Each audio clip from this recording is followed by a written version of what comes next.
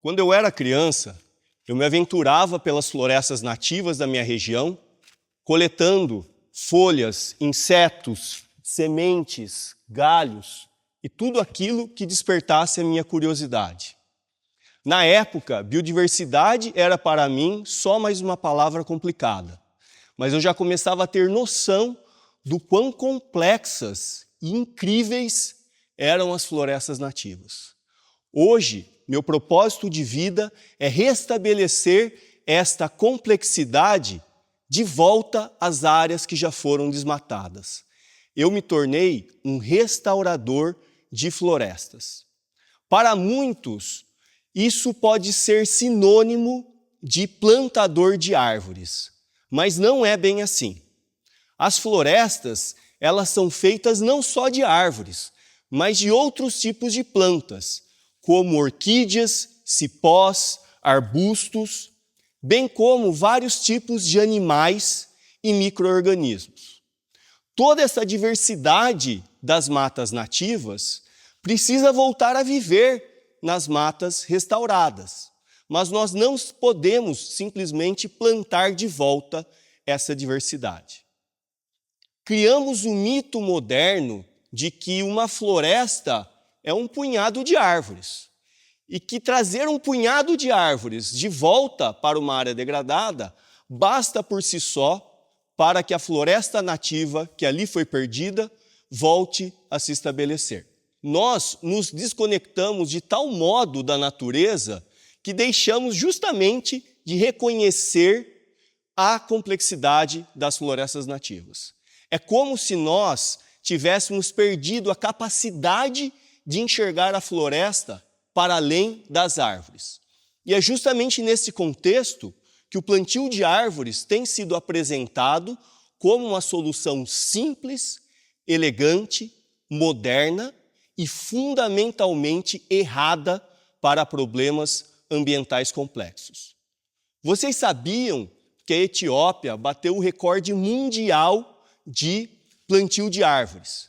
Eles plantaram 350 milhões de mudas num único dia. No entanto, pouco se sabe hoje quantas dessas mudas sobreviveram ou se essa atividade teve algum efeito prático, porque eles simplesmente plantaram e não acompanharam. Com frequência também, vários países ou diferentes organizações propõem projetos ambiciosos de reflorestamento para a Amazônia logo após incêndios de grandes proporções, como os que tivemos em 2019.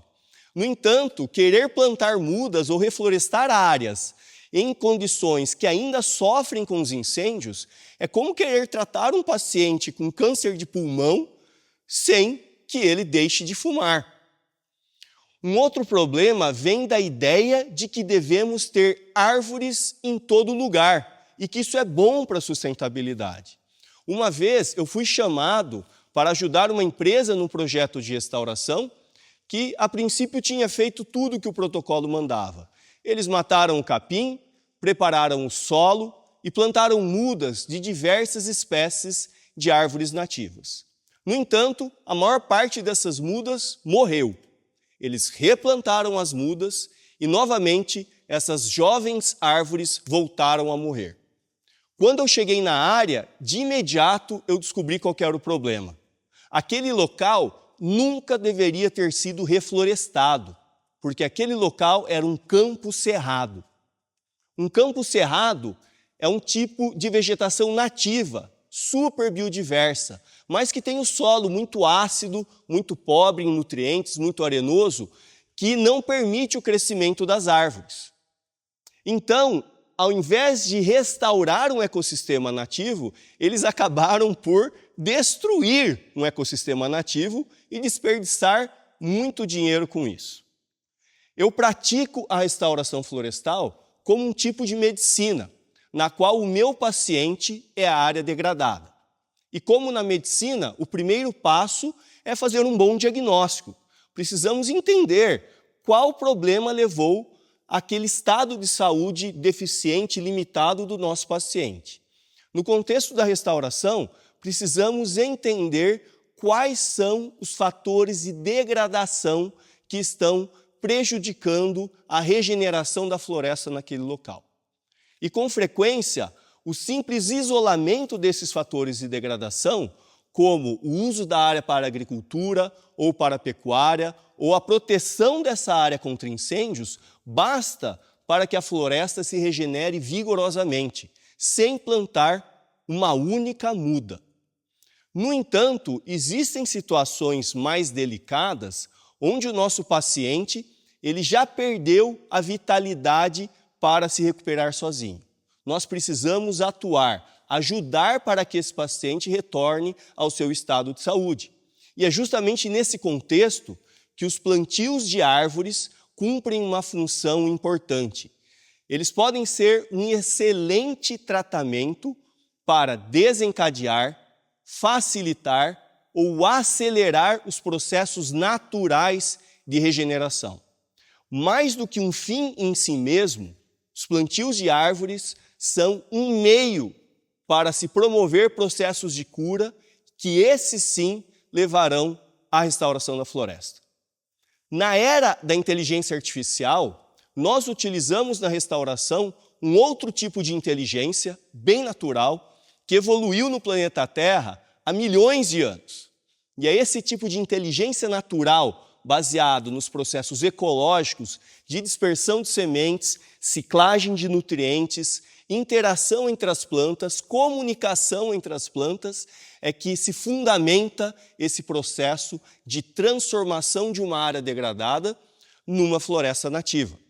Mas como não conseguimos hoje ainda manipular esses processos naturais, é fundamental que façamos um monitoramento das florestas em restauração.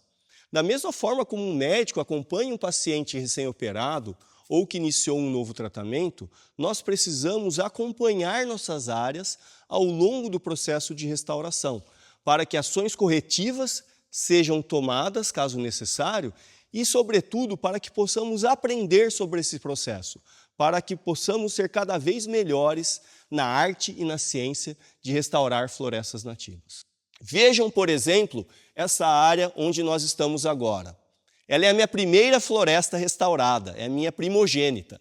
Faz 22 anos que eu e alguns amigos, enquanto ainda alunos de graduação, preparamos a área, plantamos as mudas e cuidamos delas por algum tempo.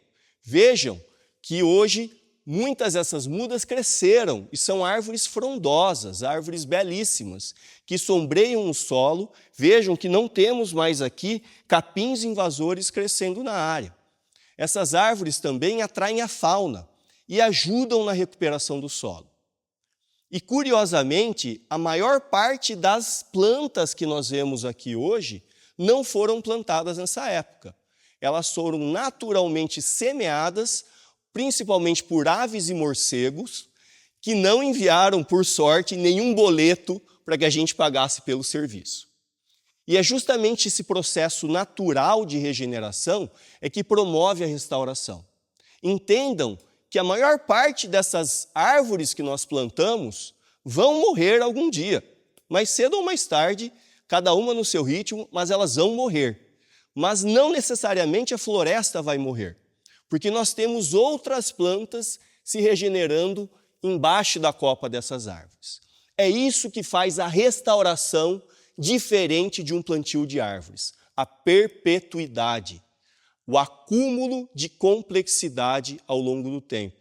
E essas florestas funcionais, que têm o seu metabolismo recuperado, é que são as mais eficientes para acumular carbono, proteger o solo e criar um ambiente favorável para toda a biodiversidade. Ao reconhecermos as limitações humanas e nos colocarmos como auxiliares dos processos naturais, outro tipo de restauração ocorre, o da nossa perspectiva. Nós nos conectamos à força criadora que gera e mantém a vida nesse planeta. Deixamos de o papel de dominador da natureza e viramos parceiros dela. O que era para curar a floresta acaba por curar o ser humano. Essa conexão com a natureza pode ser muito transformadora.